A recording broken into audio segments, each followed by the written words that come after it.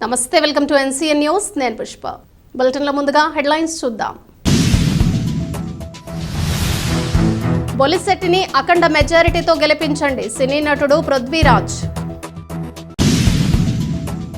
పశ్చిమ గోదావరి జిల్లా తాడేపల్లిగూడెం పట్టణంలో మారిసిటీ ఫంక్షన్ హాల్ నందు గూడెం నియోజకవర్గ యాదవుల ఆత్మీయ సమావేశం నీలపాల దినేష్ కుమార్ యాదవ్, కాళ్ల గోపీకృష్ణల ఆధ్వర్యంలో ఘనంగా జరిగింది. ఈ కార్యక్రమానికి జనసేన, తెలుగుదేశం, బీజేపీ నియోజకవర్గ కూటమి ఎమ్మెల్యే అభ్యర్థి Bolisetti Srinivas, TDP incharge Valavala Babji, BJP నియోజకవర్గ కన్వీనర్ ఈతకోటి తాతాజీ, సినీ నటులు పృథ్వీరాజ్ ముఖ్య అతిథులుగా పాల్గొన్నారు. ఈ సందర్భంగా ముందుగా యాదవ కుల నాయకులు మాట్లాడుతూ, నియోజకవర్గంలో అత్యధికులు యాదవులు ఉన్నారని, మా సమస్యలు తీర్చే నాయకుడు బొలిశెట్టి శ్రీనివాస్ అని నమ్ముతున్నామని, ఈ సార్వత్రిక ఎన్నికల్లో అత్యధిక మెజారిటీతో శ్రీనివాస్ను గెలిపించుకుంటామని తెలిపారు.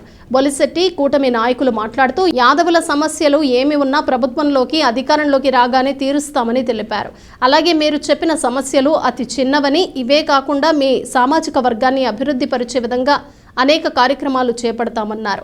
గొర్రెల పెంపకందారులకు ఇన్సూరెన్స్ సదుపాయం కల్పిస్తామన్నారు. ముఖ్య అతిథి సినీ నటుడు పృథ్వీరాజ్ మాట్లాడుతూ, యాదవులు ఉదయాన్నే తిరుమల శ్రీవారి తలుపులు తీసి శ్రీవారి సేవతోనే శ్రీనివాసుడు అలంకరణలు చేయటం యాదవులతోనే మొదలవుతుందని కొనియాడారు.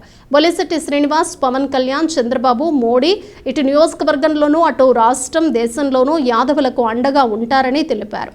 తాడేపల్లిగూడెంలో పుట్టి పెరిగిన తనకు బొలిశెట్టి మంచితనం తెలుసన్నారు.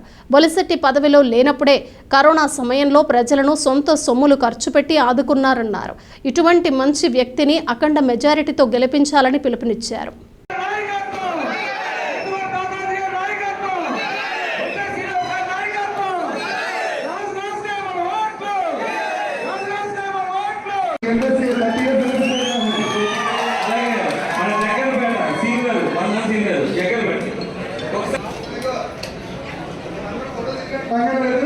సమస్యల మీద నాయకులు మాట్లాడతారు, అందుకే నేనేమి మాట్లాడలేదు. కానీ మనకంటూ ఇక్కడ ఒక చిన్న ఇబ్బంది కలిగింది.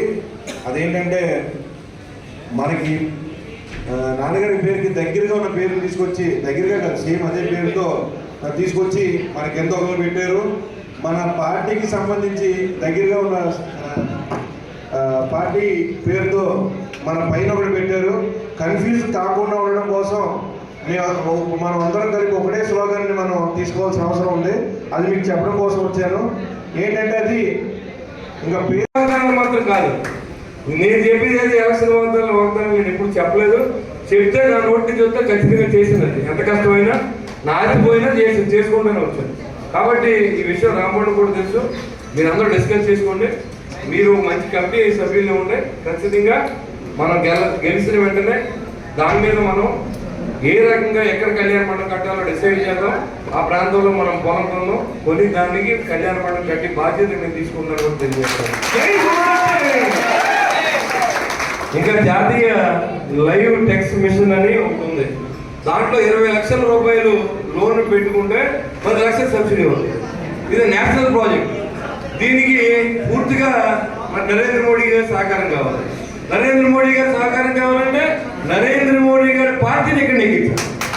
అది ఎందుకంటే చాలా మంది ఆ బీజేపీ క్రిస్టియన్స్ ఓట్లు పోతాయి, లేదా ముస్లింస్ ఓట్లు పోతాయి తెలియని అనుకుంటారు. ఇవాళ డబుల్ ఇంజిన్ ప్రభుత్వం, రాష్ట్రం పూర్తిగా అప్పులిపోయింది.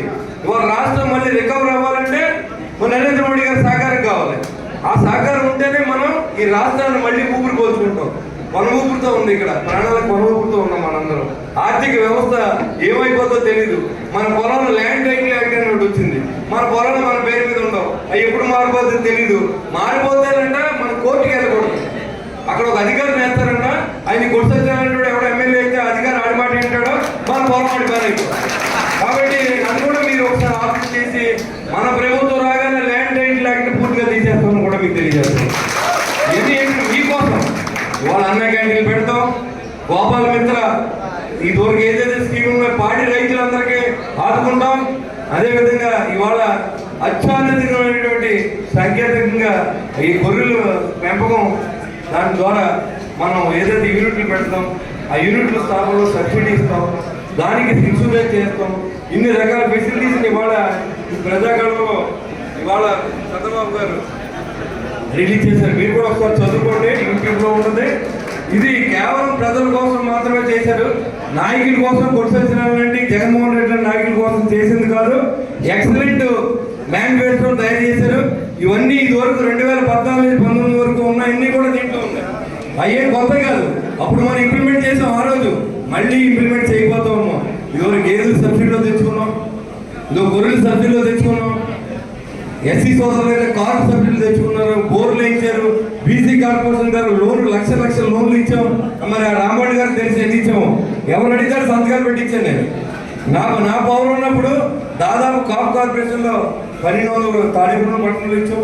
బీసీ సోదరులకి 800 నుంచి 1000 లోన్లు బీసీ సోదరులకు ఇచ్చాం. అదేవిధంగా ఎస్సీ సోదరులకు ఇచ్చాం, ఎస్టీ సోదరులకు ఇచ్చాం. ఖచ్చితంగా ప్రజలకు రావాల్సినవన్నీ కూడా ప్రజలకు అందజేస్తాం. ఈ ఒక్క కొడుసచ్చిన పంపితే అవినీతి అనేది ఈ తాడేపల్లి ఉంది. ఎందుకంటే ఇది ఒక తిమ్మింగల్. ఎందుకంటే చూసారా, ఇవాళ మన కష్టం వస్తే పోలీస్ స్టేషన్కి వెళ్తాం,